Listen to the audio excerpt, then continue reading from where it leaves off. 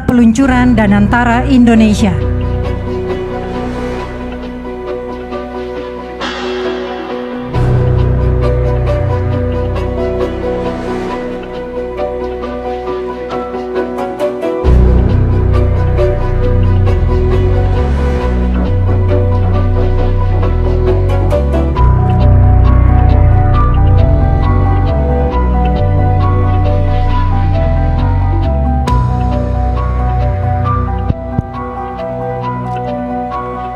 Bismillahirrahmanirrahim. Assalamualaikum warahmatullahi wabarakatuh. Pembentukan Danantara Indonesia menandai era baru bagi badan usaha milik negara yang kita pandang bukan hanya sebagai entitas. Prabowo telah mengambil posisi yang sangat tengah. Dia tidak ansi Cina, dia tidak ngebuang Amerika, tapi dia mencoba dengan BRICS. Ya kan? Walaupun secara background diplomasi politiknya Prabowo itu dekat dengan Jerman dan Prancis, yang juga tidak kecil implementasinya.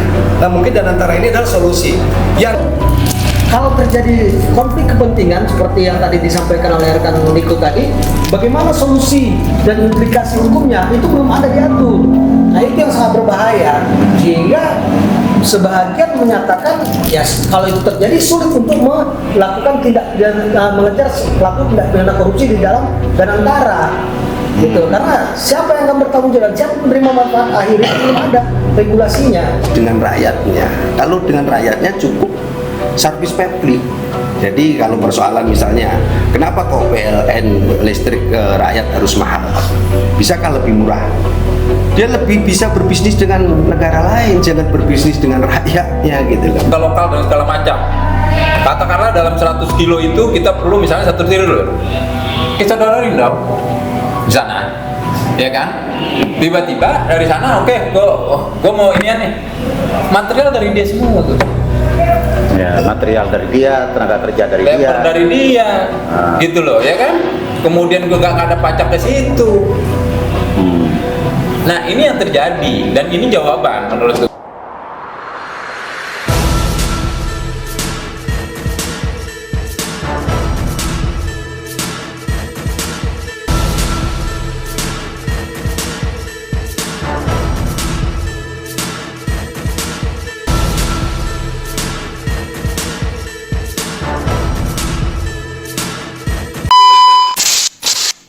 Assalamualaikum warahmatullahi wabarakatuh. Waalaikumsalam. Jumpa lagi dengan saya Suhawi di acara Bandit Kota News. Edisi kali ini kami akan mengulas soal program strategis yang diluncurkan oleh Presiden Prabowo, khususnya soal Danantara dan juga Operasi Merah Putih. Ini menjadi sangat penting karena program ini bukan hanya sangat strategis, tetapi sesungguhnya sangat visioner.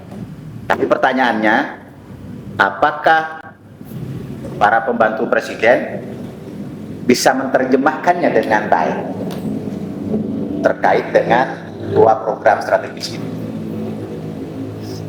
Kita mengetahui bahwa BUMN jumbo yang punya kapital besar ditarik bikin Danantara. Tapi juga ada BUMN yang tetap di bawah Kementerian BUMN.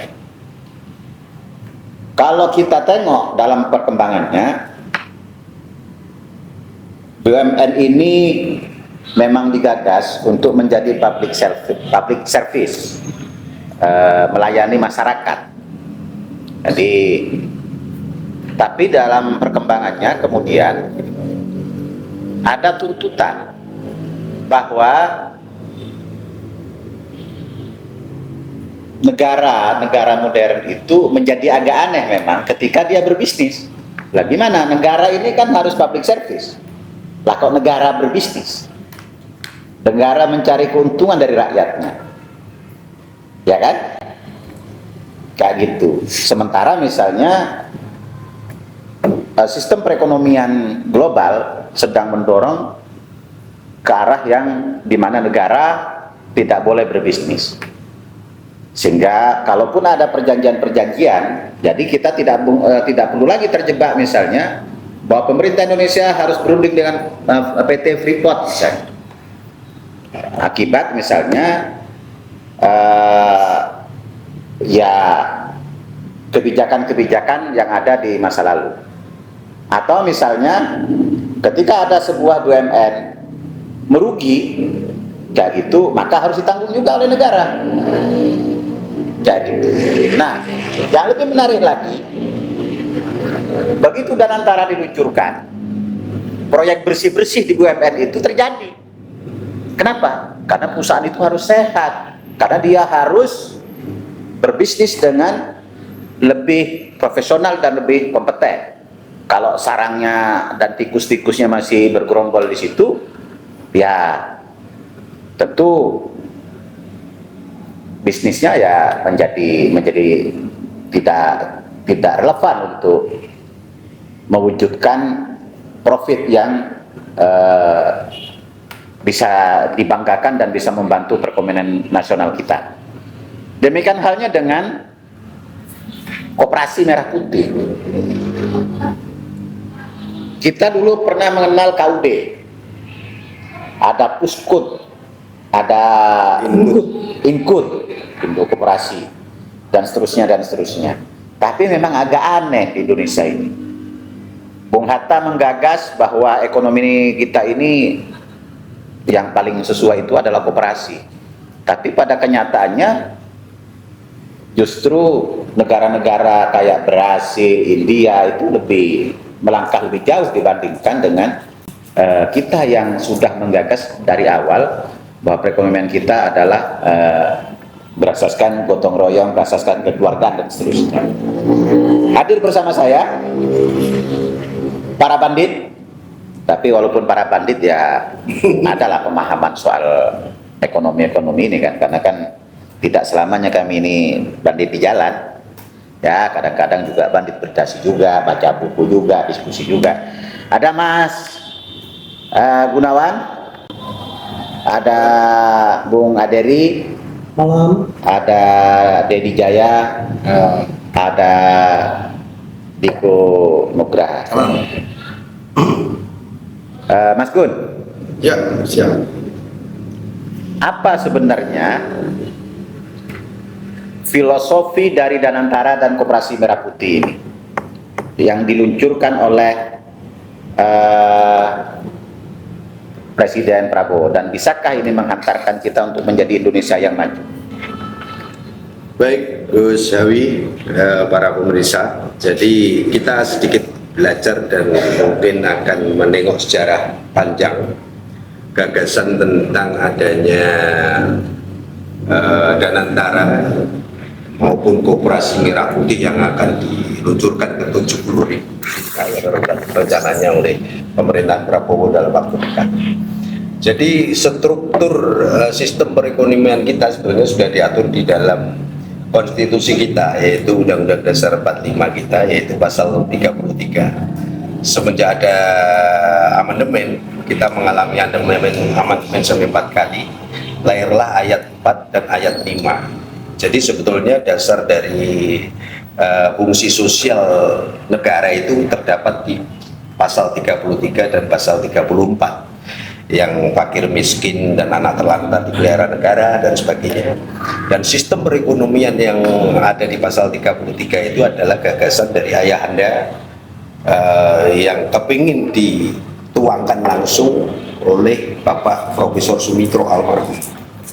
Jadi kalau kita ingat di tahun 84, waktu itu konsepsi tentang koperasi unit desa, ada yang namanya Inpres 484, yaitu Inpres disebut Inpres Sapu Jagat, bahwa dari semua struktur pemerintahan harus mengamankan tentang program KUD dan Puskut dan Inkut.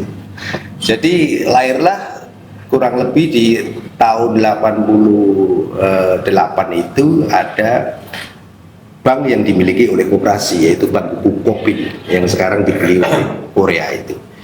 Jadi besok itu Koperasi Merah Putih yang akan dicanangkan Prabowo itu sebetulnya reinkarnasi daripada KUD maupun Puskut maupun Input yang telah dibredel oleh IMF kurang lebih tahun 96. Ya, kalau saudara-saudara ingat waktu itu Direktur IMF Kamdesu kalau nggak salah, begitu Tito Kamdesu. ya langsung mengajar Pak Harto mengatakan kalau kamu ingin bersaing dengan dunia internasional maka sistem top down seperti ini harus dihilangkan, sehingga KUD, Puskut, Input dan Bukopin akhirnya Bukopin ini Bang.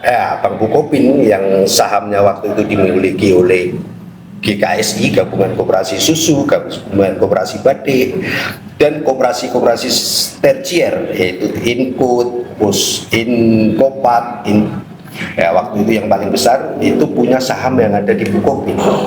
Dan itu ada catatannya Pak Sawi, ada catatannya, ada bonggolnya.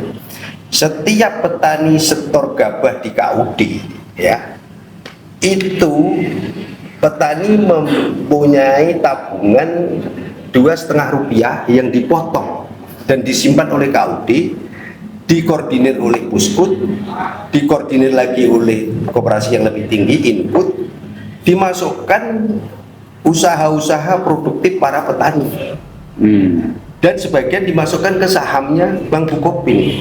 Nah, barangkali dengan adanya konsep koperasi Merah Putih, tapi saya dengar salah struktur ya.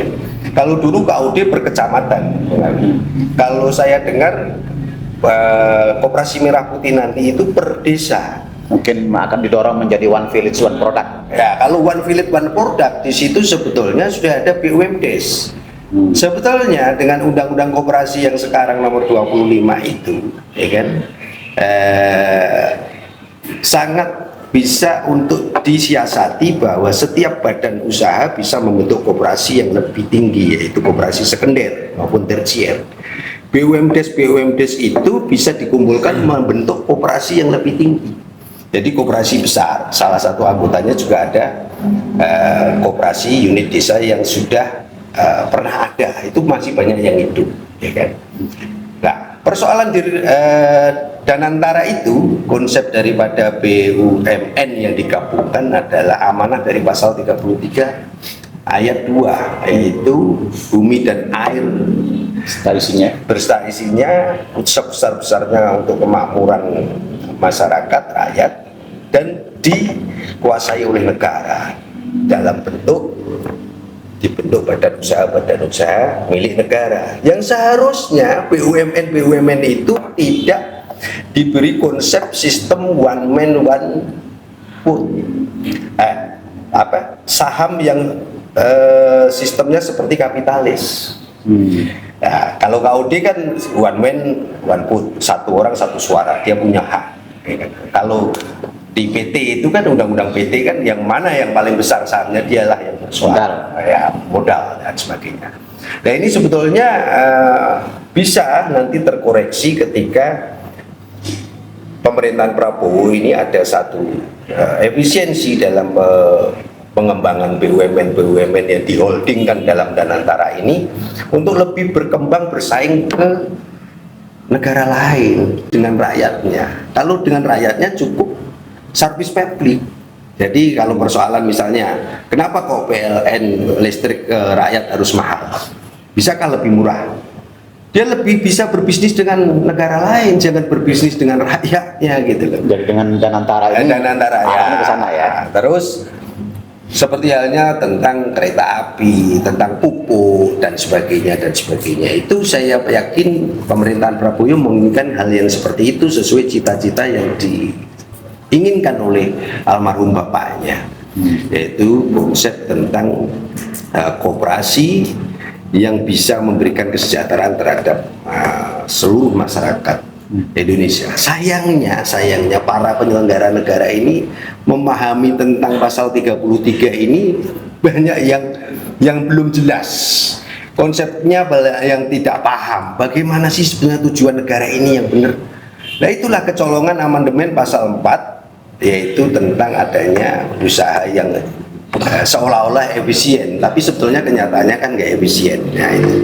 Nah ini kembali kepada Presiden Prabowo, apakah dalam waktu 5 tahun ke depan bisa memberikan satu akselerasi perekonomian masyarakat ini melalui Danantara dan koperasi yang akan dibentuk, merupakan rekarnasi daripada rekarnasi koperasi unit desa yang pernah dicanangkan oleh Pak Harto melalui Impres 484. Impres tersebut dikenal dengan nama Impres Sapu Jagat. Nah, kalau generasi yang saya pernah di 84-85an pasti akan paham, ya kan, bahwa itu betul-betul dari tahun 84 Pak Harto dengan 10 tahun langsung bisa swasembada pangan di tahun 94-95. Itu sejarah yang perlu dicatat itu. Jadi kalau persoalan yang lain-lain nanti kita akan bahas, bahwa mungkin cita-cita Pak Prabowo kepingin mempunyai bank pertanian, yaitu mungkin pengganti daripada Bank Bukopin yang sekarang dimiliki Korea. Ya, Bank Bukopin itu sebetulnya bisa kita mintakan pertanggungjawaban pada Menteri Keuangan. Catatan-catatan yang sahamnya para petani yang dihimpun oleh KUD dan Puskut dan Input dan koperasi fungsional yang lain, termasuk koperasi karyawan, koperasi induk Angkatan Darat, Angkatan Laut, Angkatan Udara pada saat itu sebetulnya bisa ditanyakan sahamnya kemana itu, ya kan? Pelepasan sahamnya kemana itu? Kalau dulu ingat Bung Hawi, kita dulu waktu SD punya buku tabungan namanya buku Tabanas Nasional. Ketika Anda punya itu yang sampai sekarang misalnya masih ada bukunya dan fisiknya, Anda cairkan di kantor pos bisa.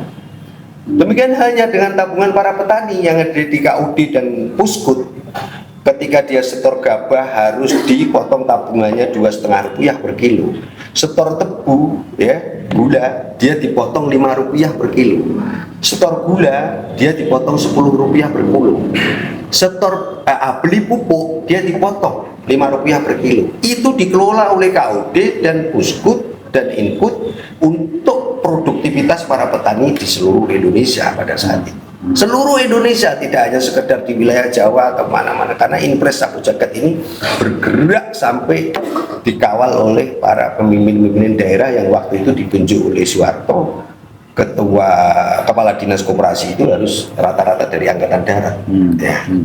Nah itu gambarannya. Ya, kurang lebih apakah Prabowo bisa beregenerasi dengan Impres 484 atau sebaliknya, karena banyak yang menyalahkan badan. Wah, kok koperasi, kok para penyelenggara negara ini kok kayak malu gitu loh ngomong tentang koperasi.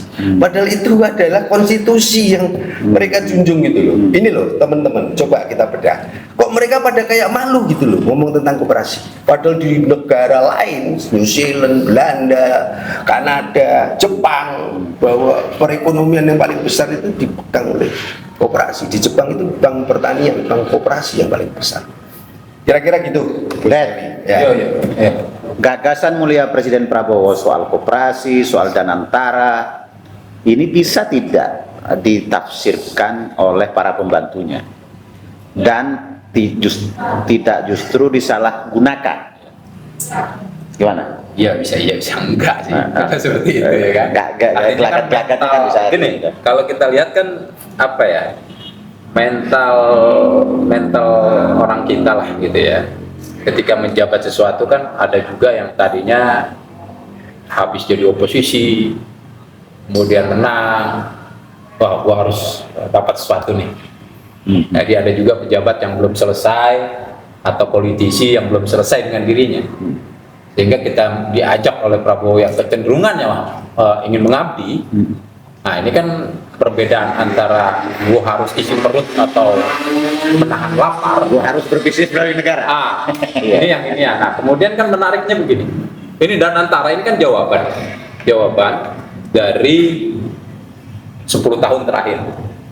Kalau kita lihat, kenapa 10 tahun terakhir ini kan mengandalkan investor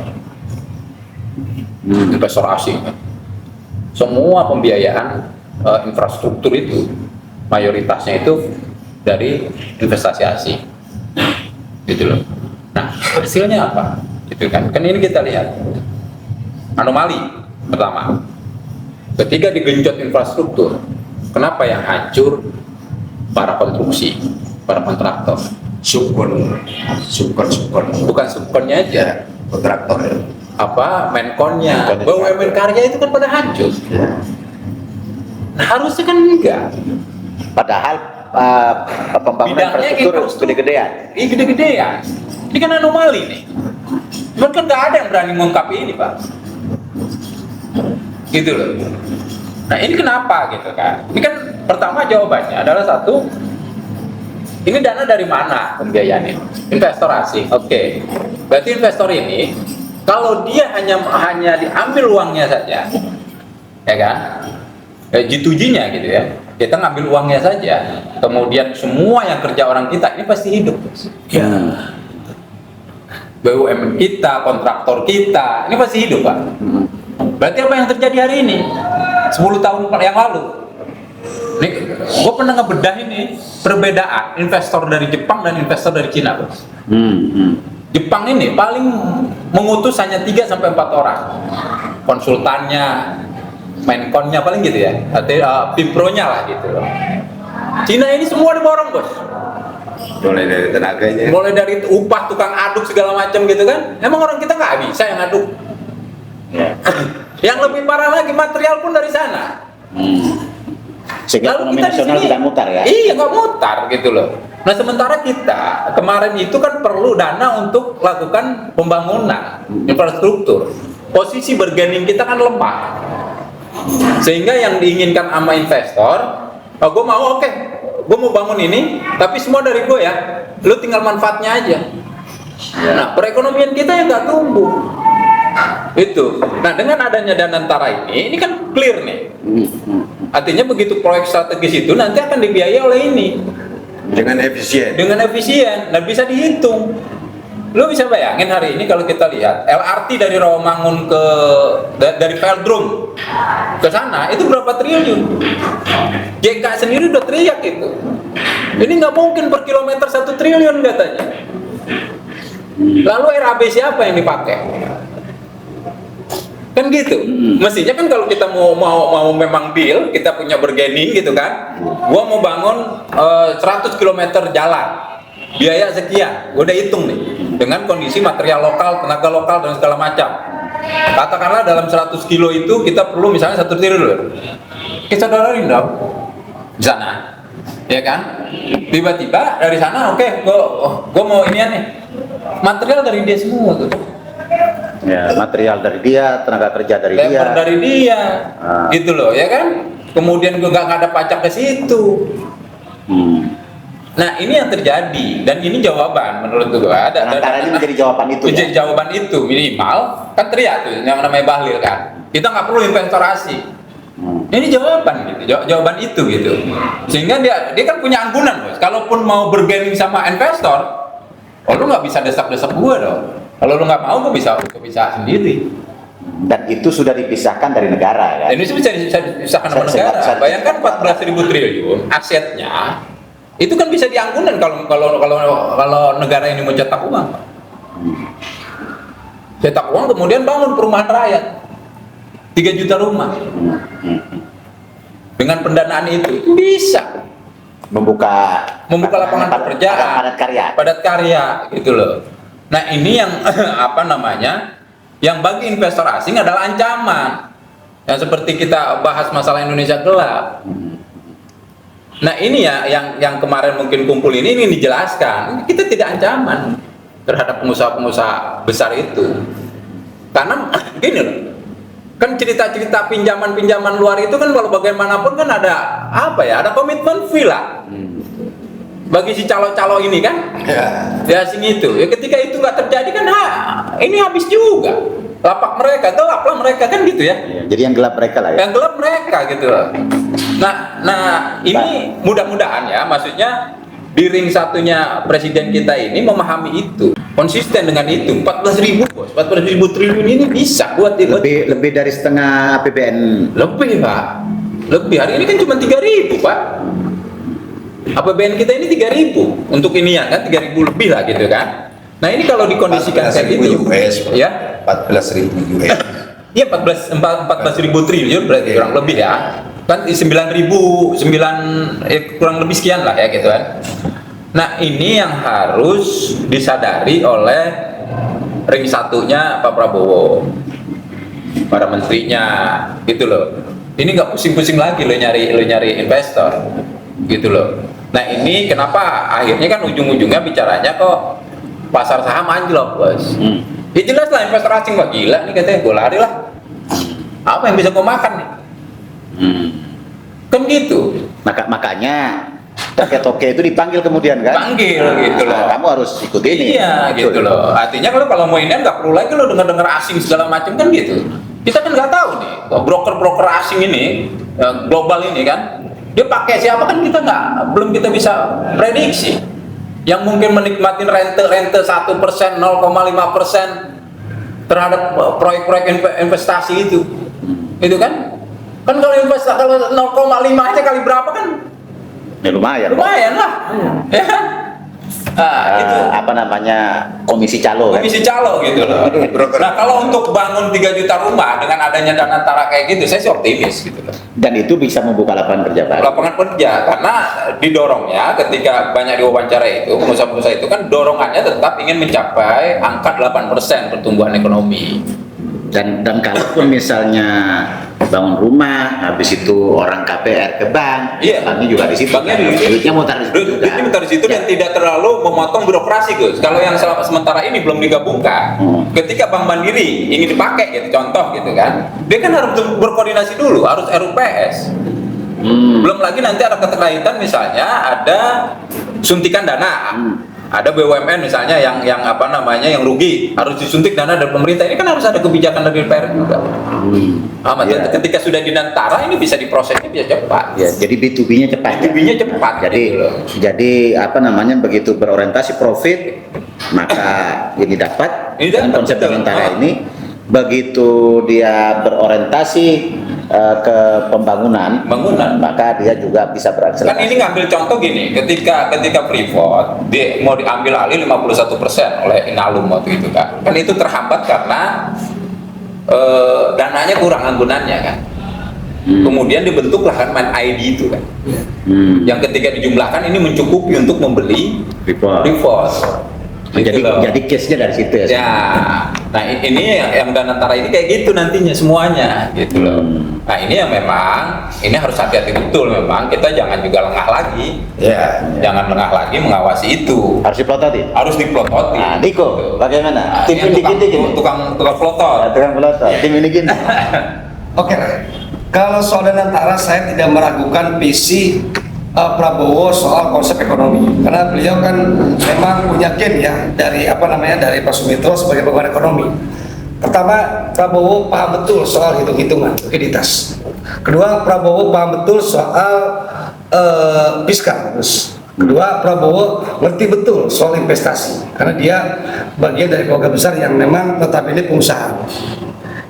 Yang pertama harus di sini adalah soal kegelisahan dan kecemasan BUMN. Saya tahu di sini ada proses distrust ya Prabowo terhadap pelaku ekonomi sebelumnya Gus atau pelaku kebijakan khususnya bidang ekonomi. Karena chemistry ini sampai saat ini saya belum melihat. Contoh misalnya chemistry Prabowo dengan Sri Mulyani, Prabowo chemistry dengan Pak Erick Thohir dan tim yang lainnya. Nah mungkin Danantara ini adalah sebagai solusi. Satu, secara konsep gagasan ekonomi adalah mengkonsolidasi aset negara yang bisa diinvestasikan. Satu itu. Kedua, ini adalah solusi pengembangan sejauh mana sih elektoral ekonomi kita bicara daya saing global. Apakah kita mumpuni tidak secara permodalan? Apakah kita punya kemampuan tidak untuk kita membangun investasi di luar? Karena secara geopol hari ini Prabowo telah mengambil posisi yang sangat tengah. Dia tidak ansi Cina, dia tidak ngebuang Amerika, tapi dia mencoba dengan BRICS. Ya kan, walaupun secara background diplomasi politiknya Prabowo itu dekat dengan Jerman dan Prancis, yang juga tidak kecil jumlah investasinya. Nah mungkin Danantara ini adalah solusi. Yang kita saat ini kita lakukan adalah para pelaku Danantara ini. Kenapa? Oh iya dong. Pertama, kenapa sih Danantara ini sangat padat dengan bobot, sangat padat dengan para pengawas dan pelaksana? dan itu diambil dari bagian-bagian dari mereka. Pertama, dari tokoh politik, kedua tokoh ekonomi, ketiga adalah garantor investor bos. Hingga saya melihat saking padatnya ini posisi Banantara, ini akan sulit terus mengambil keputusan karena culture kita semakin banyak orang di situ punya otoritas, semakin banyak di situ adalah interest. Ya, politik interest, karena ini menyangkut subjektivitas. Apa ini dibawa kepentingan ke siapakah? Menguntungkan siapa nih will ini? Di situ Gus. Nah, kedua, kalau kita masih ragu terhadap koperasi sebagai fondasi ekonomi kita, ya, yang itu adalah amanat konstitusi kita, kenapa memang tidak ini coba dibangun formulasinya? Langsung main tembak, jedeng, di Danantara kita bisa melihat atur-atur di sini ada Pak Roslan, di sini ada Pak Erick Thohir, ada pelaksananya Pak Pandu Sahrir. Nah, apakah 3 orang chemistry pelaksana ini mampu? Contoh, kemarin di test case selama Februari sampai Maret ini ada 2 minggu test case iklim. Kenapa banyak terjadi pengambilan uang atau penarikan uang di bank-bank, contoh di BRI?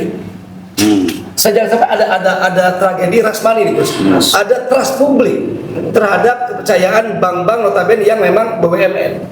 Intinya bahwa belum ada sebuah keyakinan di publik ini bahwa Danantara itu solusi untuk peningkatan ekonomi. Atau karena tidak terkomunikasikan dengan baik. Iya. Ya kan? Enggak gini Gus, saya bilang tadi subjektivitas para pelaku yang menentukan. Contoh kemarin soal kasus Pertamina, ya, yang lagi gonjang-ganjing nih, kan tidak mungkin lakukan sendiri bos. Ini kerja ijon. Bareng-bareng, di situ ada parpol yang mewakili parlemen, di situ ada pelaku ekonomi atau praktisi, ya kan?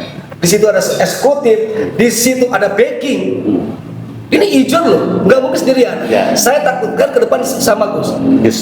Justru yang harus kita lihat itu terbongkarnya banyak korupsi misalnya di BUMN yang masuk Danantara ini adalah bagian dari penyehatan.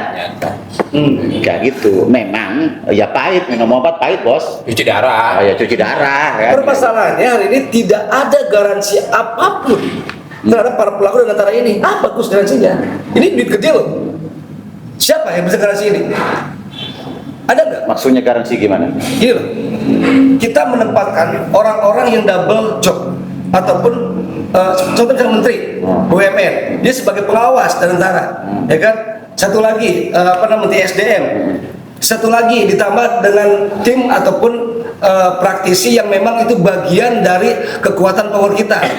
Jadi begini, ada 3 mantan presiden, Ya, ada menteri-menteri, Ya. ya kan? Ada pelaksana. Menurut saya 2 mantan. 2 mantan. 2 mantan. 2 mantan dan satu wakil. presiden. Satu wakil. Wakil kan, ada itu. kan ada Pak Prabowo itu kan. Nah pada titik itu menurut saya garantornya adalah kredibilitas mereka selama menjadi pemimpin. Itu Bung Aderi,